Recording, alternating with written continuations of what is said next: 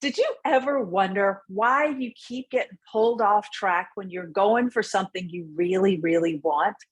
Like you decide to go for the big promotion or take on that high profile presentation, or maybe you decide to go for that next revenue goal in your business. And the next thing you know, you're getting pulled off track by a crunchy boss or an irate client, or maybe it's some kind of family crisis.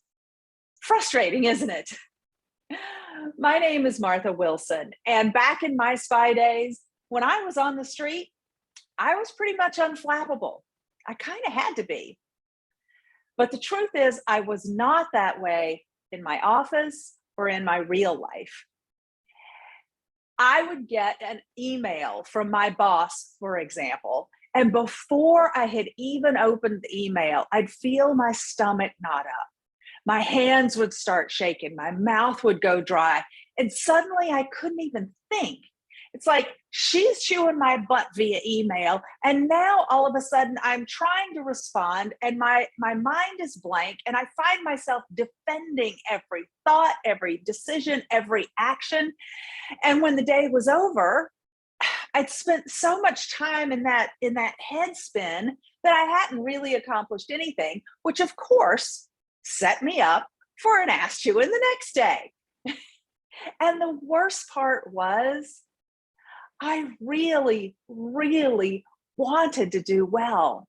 And I kept thinking, I hate that she gets to me like that. I hate that I let her get to me like that. Can you relate to that? Does that sound familiar to you? See, I was making the same mistake that most people make.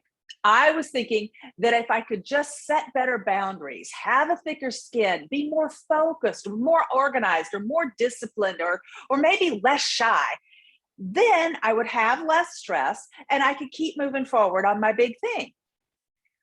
But it doesn't actually work that way.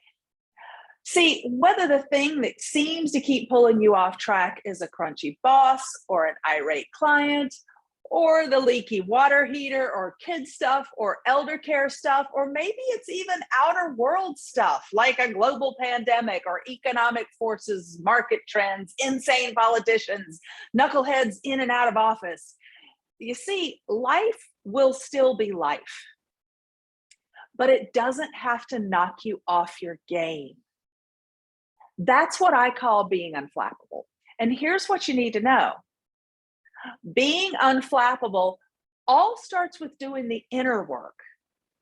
And inner work, incidentally, is not about saying affirmations until you're blue in the face, journaling yourself into oblivion, or sitting on your tuffet on a mountaintop going, ha na na na, waiting for everything to make perfect sense.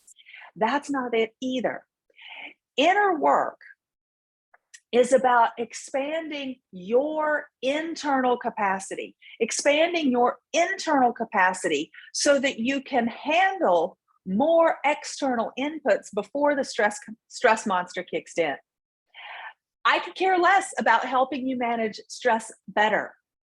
I actually want you to handle more before the stress even happens.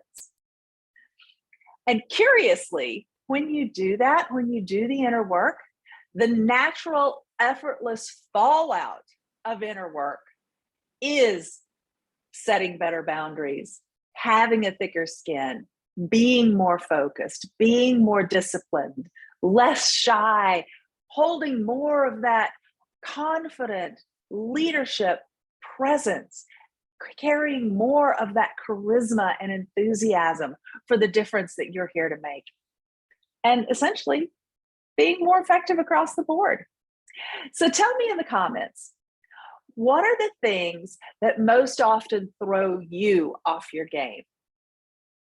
And what would be possible if they didn't rattle you anymore? Be sure to like, subscribe, and share, and I'll see you in the next video. Remember, you got this.